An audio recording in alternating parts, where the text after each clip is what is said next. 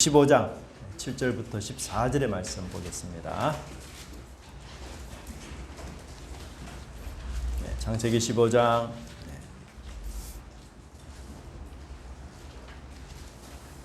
7절부터 14절의 말씀 한 절씩 교독하겠습니다. 또 그에게 이르시되 나는 이 땅을 네게 주어 소유를 삼게 하려고 너를 갈대아인의 우르에서 이끌어낸 여호와니라. 그가 이르되 주 여호와여 내가 이 땅을 소유로 받은 것을 무엇으로 알리까? 여호와께서 그에게 이르시되 나를 위하여 3년 된 암소와 3년 된 염소와 3년 된 숫양과 산비둘기와 집비둘기 새끼를 가져올지니라. 아브라함이 그 모든 것을 가져다가 그 중간에 쪼개고 그 쪼갠 것을 만들하여 놓고 솔개가 그 시체 위에 내릴 때에는 아브라함이 쫓았더라.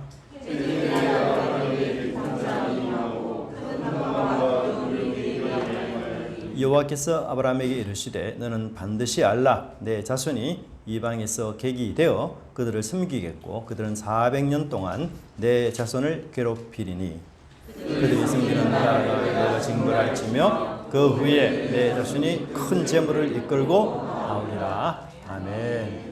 네, 우리 서로 보면서 인사했으면 좋겠습니다. 만나서 반갑습니다. 축복합니다. 네, 감사합니다. 네. 여름 이맘때만 되면은 안동에서 우리 두 친구가 와서 또 예배를 드리고, 네, 저희 교회는 참 좋은 교회 같아요. 수요일 날 나오시는 교인들이 다르고, 또 새벽기도 때 나오는 교인이 또 다르고, 또 주일날 나오시는 교인이 또 다르고, 여름 때가 되면 또 오시는 교인이 또 다르고, 겨울 때가 되면 또 오시는 교인들이 다르고, 아마 참 너무 범세계적인 교회가 되지 않으리라 그런 생각이 듭니다. 너무 감사합니다. 사람마다 사실 좋아하고 싫어하는 것이 있죠. 그것을 우리가 잘 파악해야만 사실 그 사람과 친하게 지낼 수 있습니다. 만일 그 사람이 싫어하는 음식을 주고서 좀 친하게 지내자 뭐 이러면은 어리석은 일이겠죠. 오늘 우리가 온유가 오지 않았는데 온유가 제일 싫어하는 게 음식이 있어요. 고구마와 감자입니다. 그걸 주면서 온유 보고 야 나하고 좀 친하자 뭐 그러면 당장 퇴짜 맞아야 할 거죠, 그죠? 마찬가지로 우리가 하나님과 절친이 되려면 이제 하나님이 가장 좋아하는 것이 무엇인지 그걸 잘 아는 게 너무 중요합니다. 근데 하나님은 사람이 아니기 때문에 이제 일반적으로 사람이 좋아하는 것을 하나님도 좋아할 것이다 이렇게 생각하면 하나님과 사귀는데 굉장히 큰 어려움을 겪게 됩니다. 뭐 예를 들면 모든 사람들이 다 물질을 좋아합니다. 저도 그렇고요. 물질 싫어하는 사람 아마 세상에 거의 없을 겁니다. 그런데 신약을 보니 예수님께서 가난한 과부가 하나님 앞에 헌금한 2렙돈에 대해서 칭찬하신 것을 우리가 보게 되는데요. 이 가난한 과부의 2렙돈은 오늘날 따지자면 한 라면 2개 정도 값밖에 되지 않습니다. 이제 참 2렙돈이 보통 사람에게는 푼돈이요. 그런 돈이지만 가난한 과부에게는 전 재산이었다라고 예수님이 말씀하시면서 이 자신의 전부를 드린 이 과부를 칭찬하시고 그렇게 하신 것을 보게 됩니다. 세상 물질이 다 하나님의 것이니 그것으로 우리 하나님을 유혹할 수도 없고 또 하나님이 최고 부자이기 때문에 그 앞에서 물질 자랑한다는 것도 어리석은 일일 것입니다. 또 외모가 반듯하고 뭐 잘생긴 사람 사실 어디 가나 환영을 받고 또 접대를 받을 것이고 또 실력이 탁월한 사람들 뭐 회사에서 서로 스카웃 하려고 하고 데려가려 할 것입니다. 그러나 하나님도 과연 그럴까요? 하나님은 우리 외모나 재능이나 실력 그런 것보다도 가장 먼저 사람의 마음과 그 중심과 동기를 하나님이 늘 중요하게 보시는 것을 우리는 반드시 잊지 말아야 합니다. 근데 참 놀랍게도 이 수천 년을 하나님을 섬겼던 이스라엘은 이러한 하나님의 마음을 정말 그 하나님의 진심을 제대로 파악하지 못했어요. 왜 수천 년 동안 하나님을 그렇게 믿고 제사를 드렸는데도 그들이 왜 하나님 마음을 그렇게 제대로 이해하지 못하고 자기들이 그렇게 열심히 섬기는 그 하나님의 심정을 헤아리지 못했을까? 참 궁금하죠. 근데 그 이유가 있어요. 뭔가 하면 관심이 하나님께 있는 것이 아니라 자기 자신에게 있었기 때문이었어요. 늘 나의 필요, 나의 욕구에 관심이 있으니 하나님을 아무리 오래 섬겨도 하나님을 알지 못하는 것입니다. 그래서 그들이 하나님 향해서 섬기는 그 열정, 그 모든 행위가 사실 전부 하나님이 싫어하는 것뿐이었고, 그래서 하나님이 마침내 그들을 떠나셨고 절교를 선언하시고, 그래서 예루살렘이 바로 멸망하고 만 그런 이스라엘의 역사를 우리가 알게 됩니다. 근데 오늘 본문에서 하나님이 가장 좋아하는 것이 나오는데 그게 뭔가? 바로 믿음입니다. 지난주일 날 어린이들이 돈으로도 못 가요 하나님 나라, 거듭나면 가는 나라 하나님 나라 이렇게 찬양했는데, 아브라함 역시 거듭나서 여호와를 믿었다 그렇게 설명하고, 하나님께서 이 아브라함을 너무 기뻐하셔서 아브라함을 의롭다 이렇게 인정하셨어요. 그래서 이 믿음으로 아브라함이 여호와를 믿었다라는 바는 성경에서 사실 처음 나오는 그런 것입니다. 그래서 아브라함은 믿음으로 의롭다함을 받은 성경의 최초의 인물이라고 그렇게 말할 수가 있습니다. 내 나이가 비록 75세가 넘었지만 하나님은 생명을 창조하시는 분이기 때문에 약속하신 대로 반드시 나에게 자녀를 줄 것이다. 그렇게 아브라함이 믿었다는 사실입니다. 이 천지를 창조하신 하나님이라면 생명도 충분히 하나님은 창조하시고 그렇게 만들 수 있는 분이야. 그렇게 믿었던 것이었어요. 우리 지난주 그리스도인이라면 가져야 될 아주 필수적인 믿음, 그 한 가지가 바로 하나님께서 자신들에게, 자녀들에게 하나님의 생명, 그 생명이 어떤 성격이 있습니까? 불패와 불멸의 생명, 그 생명을 주신다라는 것, 우리가 그 믿음 꼭 붙잡고 고백을 해야 됩니다. 예수님께서 죽은 나사로가 있는 무덤의 현장에서 말씀하셨던 것 여러분 늘 기억하셔야 돼요. 나는 부활이요 생명이니 나를 믿는 자는 죽어도 살겠고 무릇 살아서 나를 믿는 자는 뭐예요? 영원히 죽지 아니하리라. 이것을 네가 믿느냐? 아멘. 이 부활의 믿음이 바로 구원받는 믿음입니다. 그래서 여러분 이 믿음 꼭 가지셔야 되고, 이 믿음을 주께 고백해야만 바로 하나님의 백성이 되는 것을 여러분 잊지 말아야 할 것입니다. 사실 나이가 75세나 넘었죠. 자식 하나 없는 아브라함, 그 몸에서 태어날 자식을 기대하는 것 불가능하죠. 그래서 이 현실적인 측면에서 보자면 빨리 대안을 찾아야 됩니다. 더 늦기 전에 양자를 빨리 입양을 해야 되죠. 근데 그것은 생명을 창조하지 못하는 세상 대안에 불과하다는 것이죠.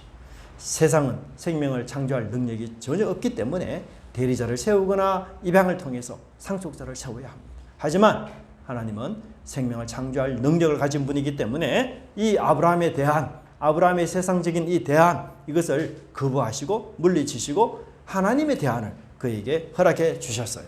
그리고는 뭐라고 말씀하셨습니까? 내 몸에서 날 자가 너의 상속자가 된다. 근데 그렇게 말씀하시고 하나님은 곧장 아브라함을 데리고 밖으로 나가셨어요. 그리고 하늘에 수많은 별들을 하나님이 보여주셨습니다. 여러분, 하나님은 이론 교육과 현장 교육을 동시에 시키는 아주 멋지고 훌륭한 교육자이십니다. 모든 여러분 훈련에는, 교육에는 이론과 실습이, 현장이 병행되어야 됩니다. 이론만 배웠다고 해서 다 배웠다고 말할 수 없죠. 간호사분들도 이론을 배운 이후에 그 배운 이론을 현장에서 환자들에게 실습을 해야만 능숙한, 그리고 숙련된 간호사가 될 수가 있는 것입니다. 진리도 여러분 몸으로 배워야 됩니다. 머리로만 배운 이 진리는 사실 죽은 진리예요. 이 몸으로 행하는 살아있는 진리가 바로 능력이 되는 것입니다. 그래서 하나님은 아주 탁월한 교육가로서 아브라함에게 이론으로 네 몸에서 날 자라고 약속하시고, 실제로 어떤 행동을 하나님이 하도록 하셨는가 하면 그를 이끌고 밖으로 나가, 그렇게 이야기하고 있습니다. 굉장히 중요한 표현인데요. 내가 너를 이끌어 밖으로 이렇게 끄집어내듯이 너의 몸에서 나올 자를 내가 상속자로 삼겠다. 하나님이 아브라함에게 평생 잊지 못할 교훈을 주셨습니다.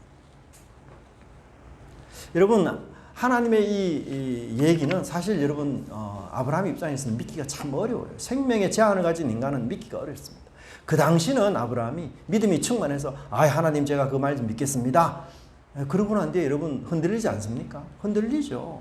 상황을 보면 또 절망스럽죠. 사라를 보면 도저히 희망이 없는 것 같아요. 그래서 또 의심이 일어날 수 있는 거죠. 그래서 하나님은 더 이상 아브라함에게 의심하지 못하도록 아브라함을 밖으로 이끌어내어서 하늘의 수많은 별들을 보게 하시는 것이에요. 여러분 일상생활 속에서 아브라함이요 집 안으로 들어옵니다. 그러면 자기 눈에 보이는 현실은 무엇입니까?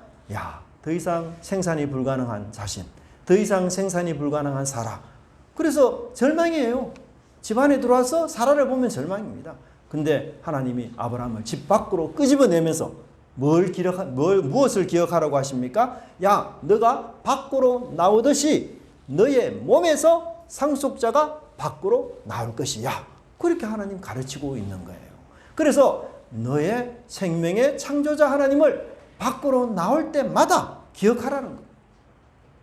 여러분 사실 우리가 몸 안에서 몸 밖으로 나가는 것 그거 일상생활 속에서 너무 평범한 거예요. 그냥 일하기 위해서 산책하기 위해서 뭐 마트에 가든지 아니면 운동하기 위해서 우리는 집 안에서 집 밖으로 나가는 것 이런저런 이유로 여러분 집 안에서 집 밖으로 나가는 거 그 큰 의미 두지 않습니다. 그게 무슨 믿음의 행위입니까? 그렇죠? 아무 일상적인 행동이에요. 그런데 하나님의 이 약속이 주어진 이후부터는 문 안에서 문 밖으로 나갈 때마다 아브라함은 뭘 기억하겠습니까?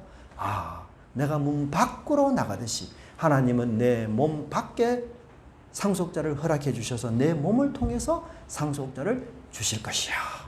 그 믿음을 계속해서 간직하도록 하나님이 하셨던 거예요.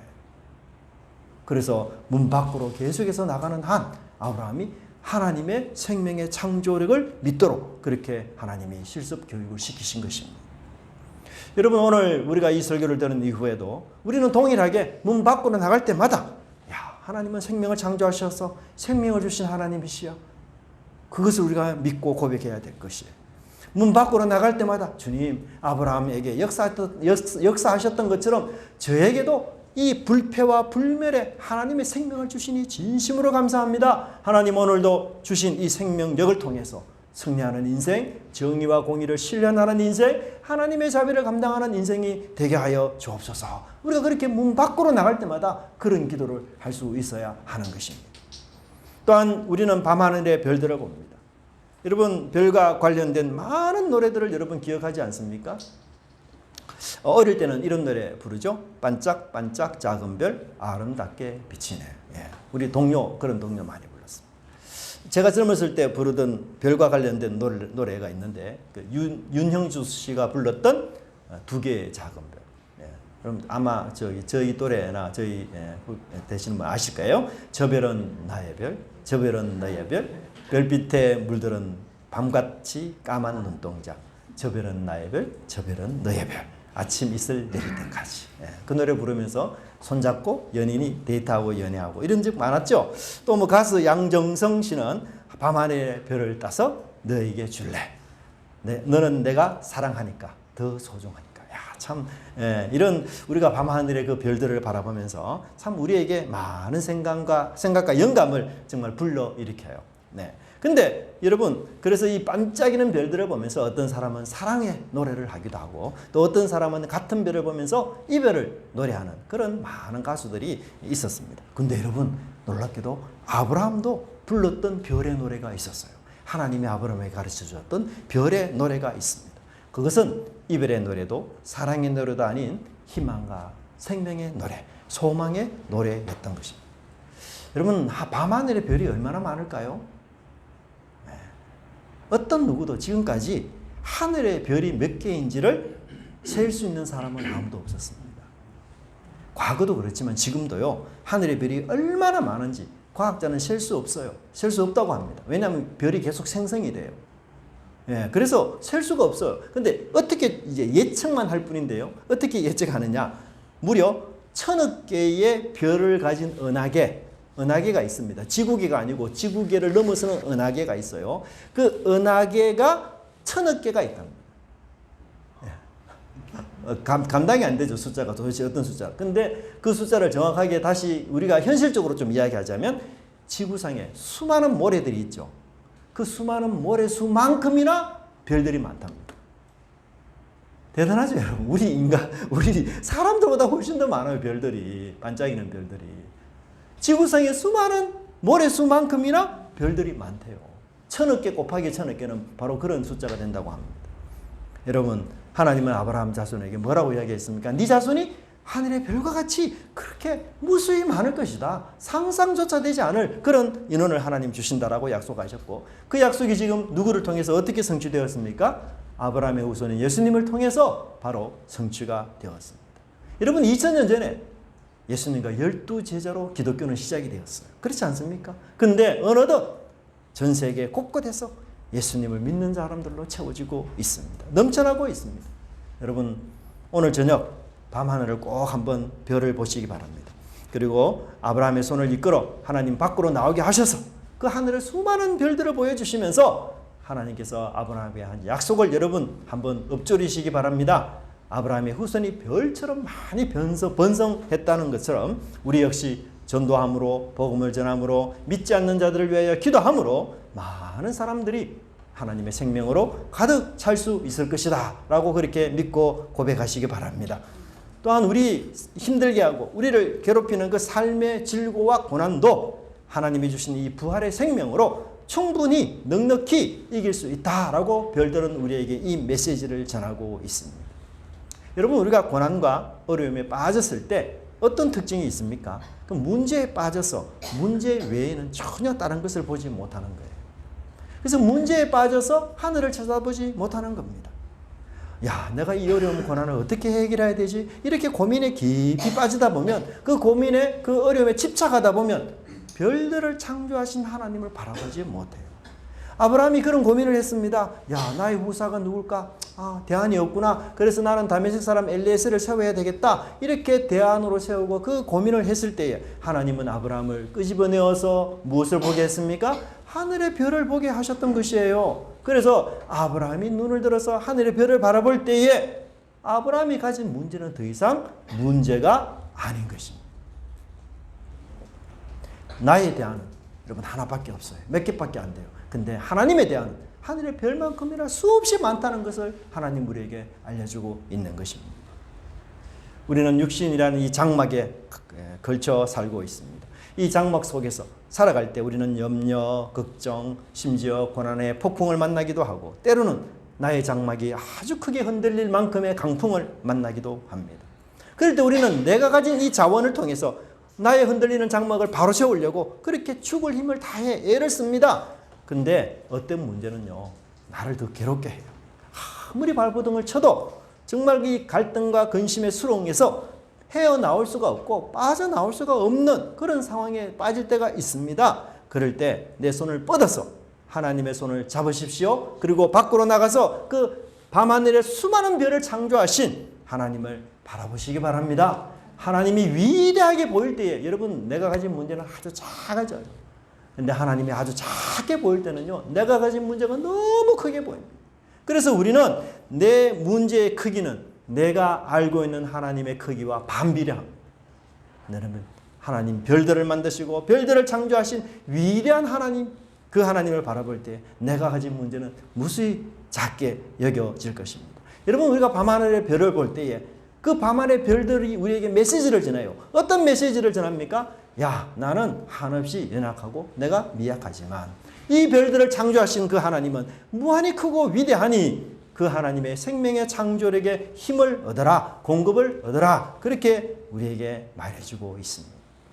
우리의 생명을 갉아먹는 어떤 고난과 질병도 부활의 생명, 그리고 하나님의 생명을 이기지 못하는 것, 그것이 결코 없다라고 하늘의 별은 우리에게 속삭이고 있습니다. 그러므로 우리는 좁은 시야를 벗어나서 아주 거시적인 안목을 가지고 큰 믿음으로 그렇게 살아가는 저와 여러분의 삶이 되기를 간절히 바랍니다. 자, 두 번째는 바로 공의의 하나님과 맺은 언약이다. 그렇게 이야기합니다.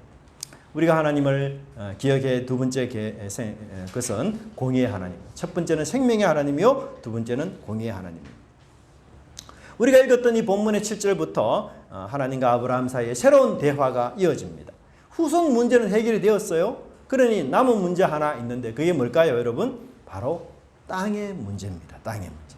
여러분, 별과 같이 많은 후손이 있다 할지라도 땅이 없어 보세요. 뭐예요? 난민이에요, 난민. 나그네입니다. 아주 처참하게 살게 됩니다. 땅 없어 보십시오. 다른 나라에서 그냥 빌부터 사는 거지 신세밖에 되지 않아요. 그래서 이 많은 후손들이 행복하게 살기 위해서는 반드시 땅이 있어야 돼요. 거할 곳이 있어야 합니다. 그래서 이 하나님이 주시고자 하는 가나안 땅, 그 가나안 땅 여러분 아브라함의 재력으로 살 수 있습니까?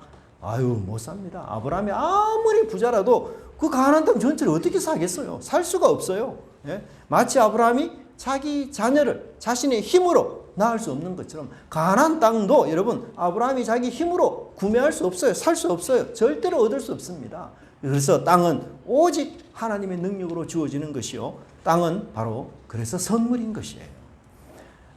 그러므로 저와 여러분의 인생도 하나님의 선물이라는 사실을 반드시 기억하셔야 하는 것입니다. 근데 하나님은 이 선물을 언제 주십니까? 아유, 당장에 주면 좋겠죠. 예, 하나님 가나안 땅 바로 좀 접수해 주시면 안 되겠습니까? 아니, 제가 한 몇 년을 더 살지는 알 수 없지만 제 생전에라도 이 가나안 땅을 좀 주시면 좋겠습니다. 그게 아니에요. 하나님이 이 가나안 땅을 주는 일에 굉장히 복잡하게 말씀하세요. 13절의 말씀을 보면 몇 년이 지나야 된다고 말합니까? 400년이 지나야 된다고 말해요. 400년. 와. 근데 여러분 이것을 계산을 해보면요.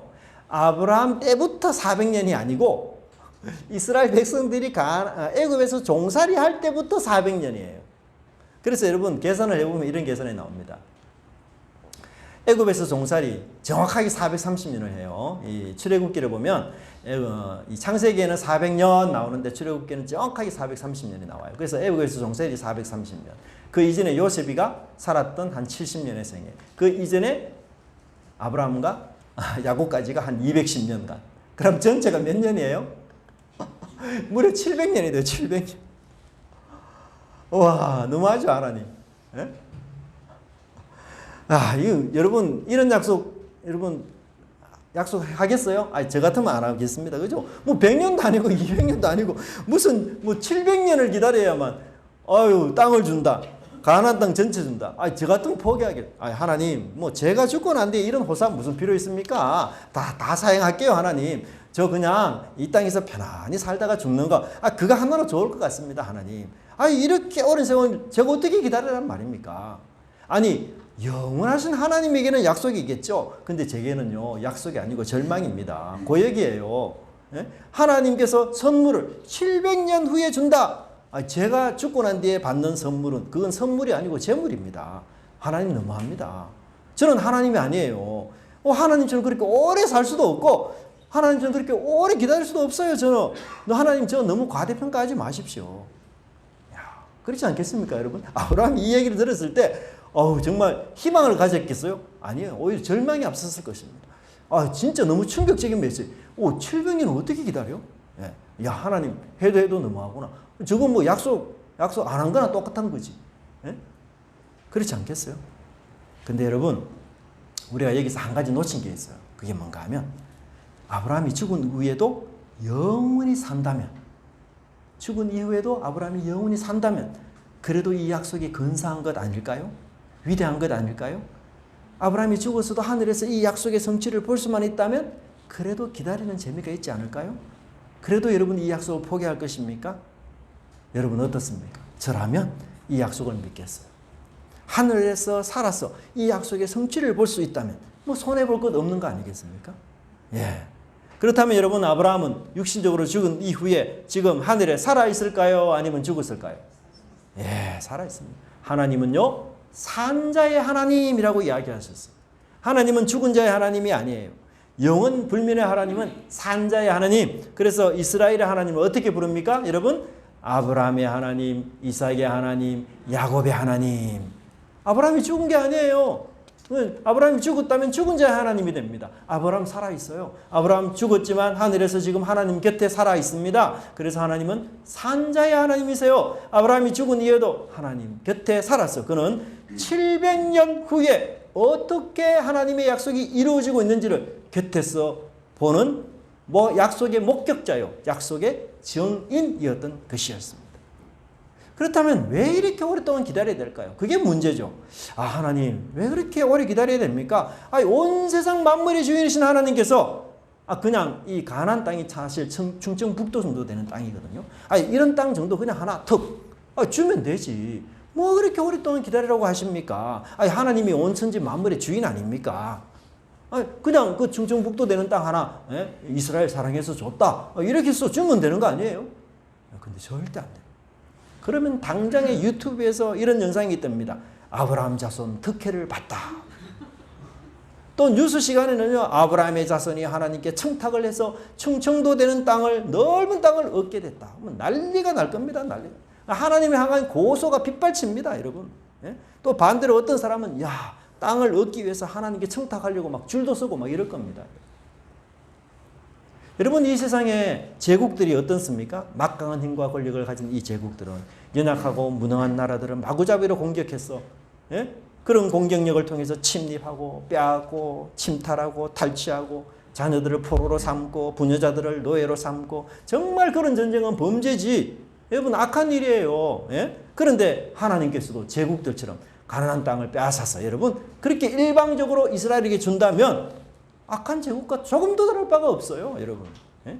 여러분, 한때 영국이나 미국이 옛날 과거에 자신들의 잘못된 이 정복 전쟁을 합리화하기 위해서 성경을 끌어다 인용했지 않습니까? 여호수아의 전쟁, 여호와의 전쟁, 이런 전쟁을 끌어다가 자기 전쟁을 명분화 합리화하고 그건 비행이고 악행이. 하나님 그런 전쟁 원하는 게 아니에요.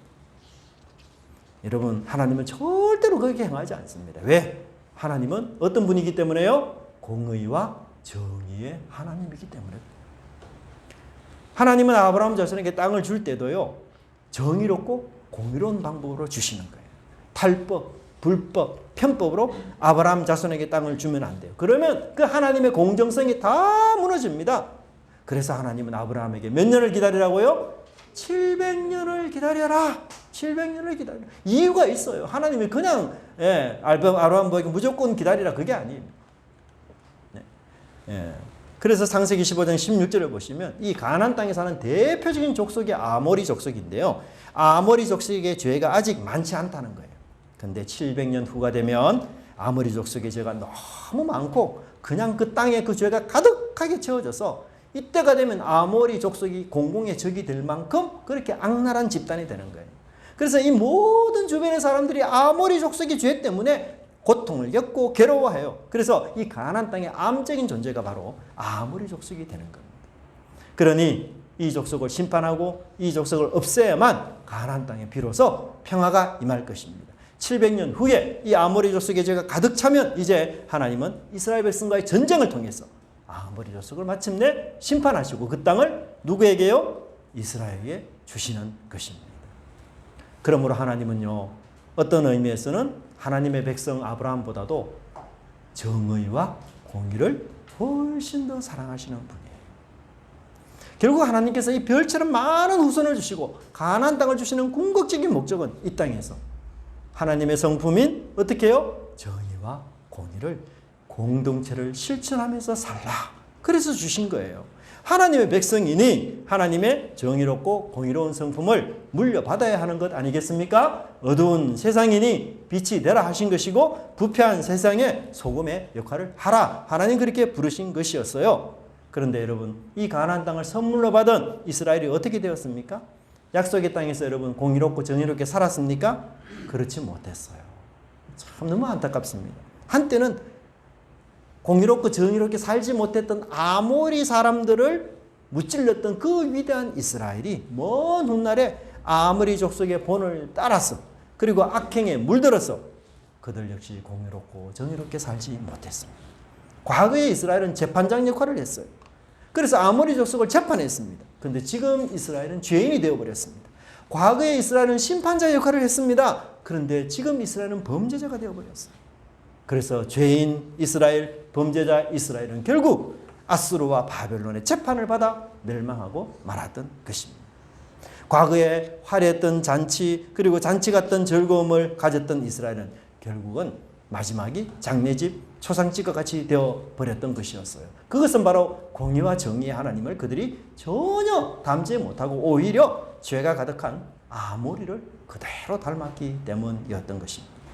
그들은 그 공의와 정의를 버리고 탐욕과 욕심이 가득한 가나안 땅을 만들어서 피와 눈물이 가득한 땅으로 만들어버렸기 때문에 하나님께서 이스라엘을 멸망시켰던 것입니다. 여러분, 우리가 믿는 하나님은 공의와 정의를 사랑하시는 분이에요.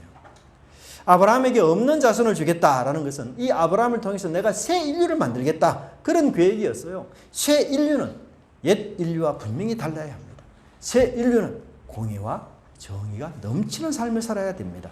이웃을 내 몸처럼 아끼고 사랑하는 삶을 살아야 됩니다. 저와 여러분은 하나님의 새 인류로 부름을 받았습니다. 여러분, 그래서 하나님이 우리에게 가장 귀중한 것, 불멸과 불패의 생명을 우리에게 주셨어요. 그 생명을 우리가 받았으니 우리 삶이 공의와 정의가 싹 틀 수 있도록 노력하는 저와 여러분이 되어야 될 것입니다. 여러분, 어릴 때 동화책 많이 읽었죠? 여러분, 동화책의 한결같은 주제가 뭐예요? 바로 악인은 심판을 받고 의인은 행복한 마지막 삶을 산다. 뭐예요? 공의와 정의예요. 여러분, 물질이 생수가 아니에요. 공의와 정의가 생수입니다. 하지만 이기심은 썩은 물이 됩니다. 높은 부패의 지수는 모두가 망하는 공멸의 길입니다. 여러분, 우리 이번 한 주간도 생수를 마시지 못해 주변에 허덕이는 이웃들에게, 동료와 그 친구들에게 정의와 공의의 생수로 그들을 소생시키는 주님의 제자들 다 되시기를 간절히 바랍니다. 기도하겠습니다. 하나님, 감사합니다. 이스라엘 백성들에게 하나님께서 임의로 땅을 주실 수 있지만 그렇게 한다면 하나님의 공의와 정의가 훼손되기 때문에 무려 700년을 기다리면서까지 하나님의 공의와 정의가 실현되는 길을 하나님이 선택하셨습니다. 하나님, 저희들에게도 이 놀라운 은혜 받았사오니 하나님의 놀라운 성품을 따라 살아가며 순종하는 저희들 되게 하여 주시옵소서. 이스라엘이 공의와 정의로 얻었던 그 땅을 그들이 다시 부패와 죄악으로 얼룩졌을 때에 하나님 땅을 잃어버리고 하나님 앞에서 심판과 멸망을 받았던 것처럼 하나님, 우리의 삶에 우리 공의와 정의가 하나님 생수처럼 하수처럼 그렇게 흘러갈 수 있도록 인도하여 주시어서 하나님의 생명력으로 충만한 저희 삶이 되게 하여 주시옵소서. 또한 이웃들에게 이 삶을 함께 나누고 또 하나님의 생명력으로 다시 충만하게 채워지는 저희들의 삶이 될 수 있도록 주님 이끌어 주시옵소서. 감사드리고 예수님 이름으로 기도드리옵나이다. 아멘.